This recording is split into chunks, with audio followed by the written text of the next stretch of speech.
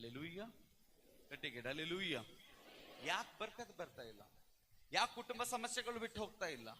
ಯಾಕೆ ಅದೇ ಕಿರಿಕಿರಿ ಇದೆ? ಇನ್ನು ಯಾಕೆ ಅದೇ ಸಮಸ್ಯೆಗಳ ಮೇಲೆ ಇನ್ನು ಹೆಜ್ಜೆನೇ ಇಡ್ತಾ ಇದ್ದೀವಿ? ಇಷ್ಟು ನಾವು ತಿಳ್ಕೊಂಡಿದೀವಿ, ಚರ್ಚಿಗೆ ಸುಮ್ಮನೆ ಹೋಗ್ತೀವಿ ಬರ್ತೀವಿ, ಅದು ಇಂಪಾರ್ಟೆಂಟ್ ಅಲ್ಲ. ಚರ್ಚಿಗೆ ಸೈತಾನ್ವಿ ಬಂದು ಕೂಡ್ತಾನೆ, ದೇಹದ ಒಳಗೆ ಬಂದು ನಿಮ್ಮ ಒಳಗಡೆ ಬಂದು ಅವನು ಬಂದು ಚಂದ ವಾಕ್ಯ ಕೇಳ್ತಾನೆ, ಬಹಳ ಎಂಟರ್ಟೈನ್ಮೆಂಟ್ ಹೇಳ್ತಾನೆ, ಆಮೇಲೆ ಹೇಳ್ತಾನೆ ಅವನು. ಆದರೆ ಅವನು ಹಿಂಬಾಲಿಸಲ್ಲ. ಅವನಿಗೆ ಚಂದ ಕೂನದ ವಾಕ್ಯ ಏನದ, ಅವನಿಗೆ ಚತ್ತು ನಿನಕ್ಕಿಂತ ನನಕ್ಕಿಂತ ಬಿ ಜಾಸ್ತಿ ಕೂನದ. ದೇವ್ರ ಏನ್ ಚೀಸ್ ಅನ್ನ ನನಕ್ಕಿಂತ ನಿನಕ್ಕಿಂತ ಬಿ ಜಾಸ್ತಿ ಸೈತಾನ ಗೊತ್ತದ. ಆದ್ರೆ ಇಷ್ಟೇ, ಸೈತಾನನು ಆಮೇಲೆ ಹೇಳ್ತಾನೆ, ಸೈತಾನ್ ಪ್ರೇರಣೆ ಮಾಡ್ತಾನ, ಆದರೆ ಅವನು ಹಿಂಬಾಲಿಸಲ್ಲ, ನಡಿಯಲ್ಲ. ಅವನಿಗೆ ನಡೆಯೋದು ಕಷ್ಟ, ಮತ್ತೆ ನಡೆಯಲ್ಲ.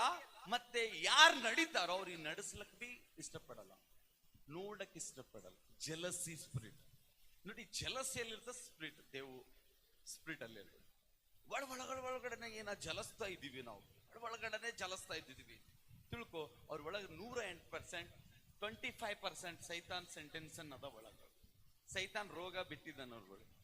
ಅದಕ್ಕೆ ಪ್ರಿಯ ದೈವಜನರೇ, ಯಾವಾಗ ನಮಗೆ ನಿನಗೆ ಒಂದು ಉದ್ಧಾರವಾದಂತಹ ವಾಕ್ಯಗಳೇ ನಮ್ಮ ಜೊತೆ ಇರುವುದಾದರೆ, ವಾಕ್ಯಗಳು ಇಷ್ಟು ಧೈರ್ಯ ಕೊಡ್ತಾ ಇದ್ದಾವೆ, ನಿನಗೆ ಧೈರ್ಯವನ್ನು ಕೊಡಲಿಕ್ಕೆ ಹೋಗ್ತಾ ಇದ್ದಾವೆ ವಾಕ್ಯಗಳು.